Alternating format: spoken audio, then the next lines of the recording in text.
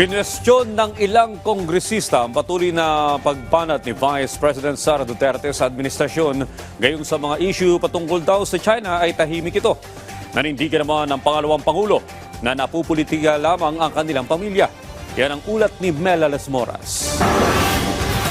Pinuna ng ilang kongresista ang umano'y patuloy na pag-atake ni Vice President Sara Duterte sa lahat ng kanyang kalaban maliban lang sa China. Nitong mga nakaraang araw, sa kanyang mga panayam may iba't ibang patutsada kasi ang vice-presidente. Isa sa kanyang mga binabatikos ay ang 20 pesos rice program ng administrasyon. Ayon kay House Deputy Majority Leader Paulo Ortega, naguguluhan na siya kung nasan nga ba ang loyalty ni VP Sara, kung sa China ba o sa Pilipinas. Panay kasi niya ang patama nito pero kailanman hindi umano ipinagtanggol ng Vice Presidente ang Pilipinas laban sa China. Dagdag naman ni House Assistant Majority Leader Zia Alonto Adjong, kahit ano pa mang patutsyada ni VP Sara, hindi pa rin maiaalis ang naging questionable niyang paggamit ng confidential funds, bagay na dapat niyang ipaliwanag.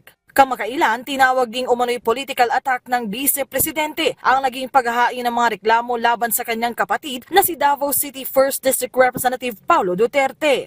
Pero para kay Gabriela Party List Representative Arlene Brosas, hindi dapat baliwalain ang mga kinasasangkutang issue ng kongresista. Nananawagan tayo at inaasahan natin na maraming magsasalita. It is about time na magsalita ang mga kababaihan, lalong-lalo na yung mga biktima ng sexual exploitation, abuse and sexual exploitation sa event na ito particular.